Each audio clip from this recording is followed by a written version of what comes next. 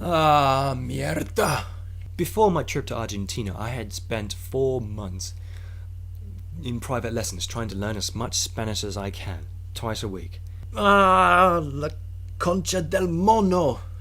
I now got the opportunity to try and use what I learned. I was able to speak Spanish to people to a relatively comfortable level on my end. And people that did actually comment saying, well, wow, you actually speak Spanish very well. You even got the accents right in some places. Che, curiao, ¿qué tal, amigo? But when it came to listening to Spanish and trying to understand what they were saying, I really struggled. I couldn't understand them at all. Che, curiao, estoy caminando aquí. There was a variety of reasons of they were speaking too fast, they had different regional accents, which is quite a huge thing over there. But a lot of the times, I just didn't recognize the sound they were making. I didn't recognize the word they were using. And I really struggled with this. Que un hijo de puta. Of course, there were some people who actually helped out, who spoke slowly for me so I can try and understand. And in other cases, they explained in English what was going on. La concha calor! But a lot of the times I just couldn't understand. Especially when people were in their individual groups speaking Spanish, and I just couldn't join in. I really felt left out. ¿Qué carajo es este mierda?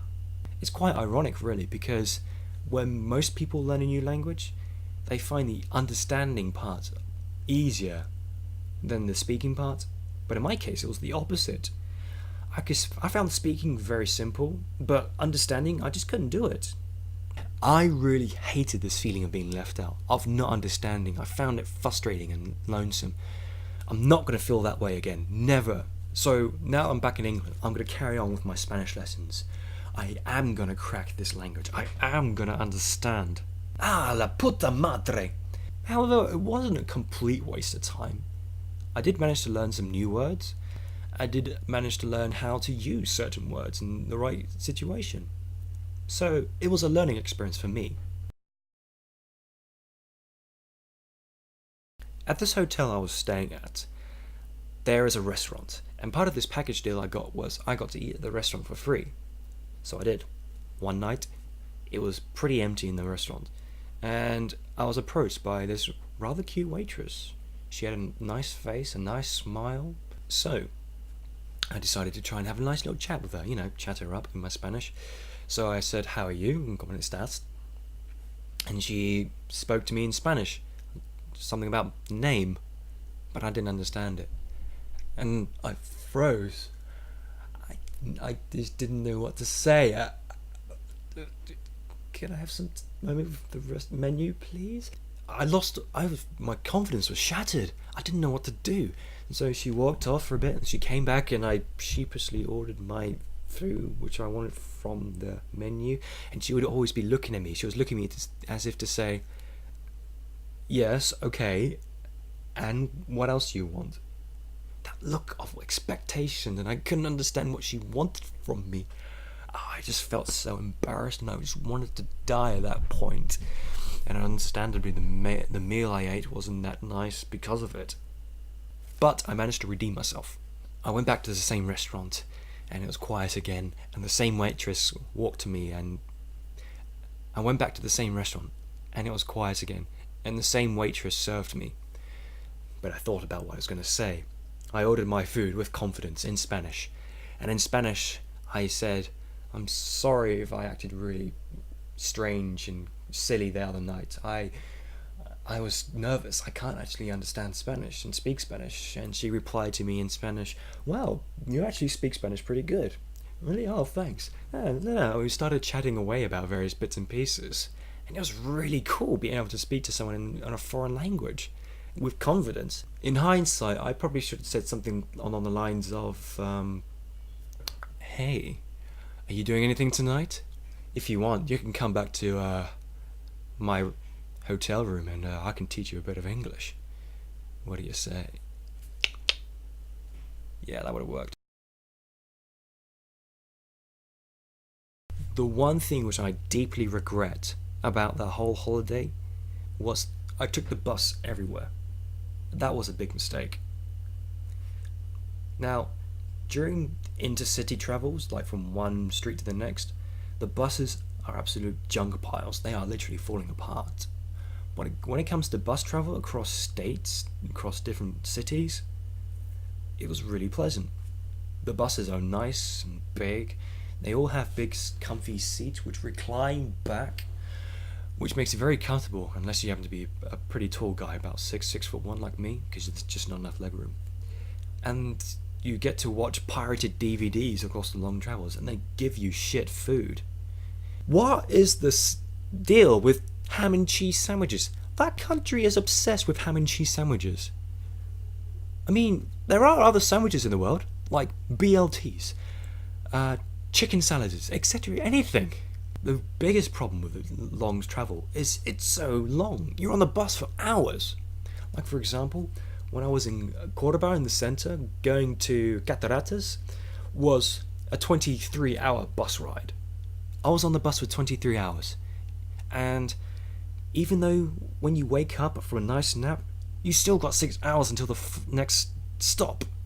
It drove me insane. I just didn't have anything to do, didn't have anyone to talk to. It was such a waste of time. I calculated through all the bus travelling I've been going from place to place, I spent nearly 7 days on the bus. 7 days!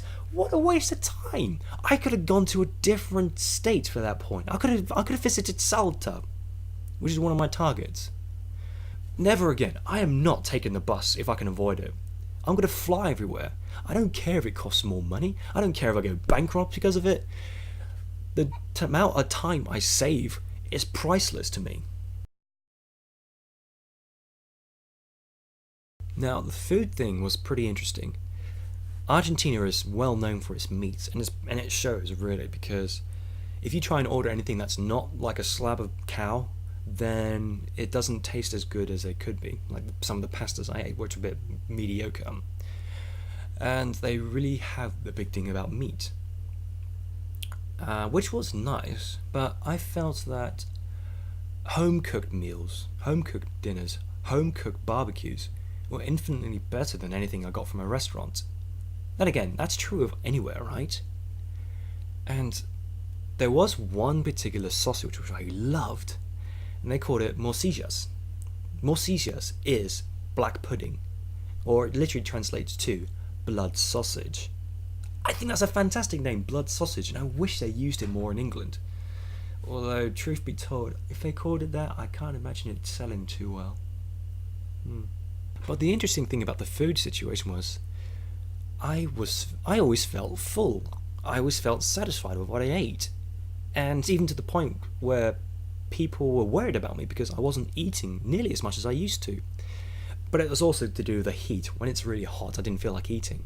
In fact, I'd lost about an inch off my tummy because I didn't eat as much crap as I usually do. But the moment I came back to England, after I had my first home-cooked meal, I got all my cravings back. I got my cravings for sugar, my cravings for chocolate, and for cravings for junk.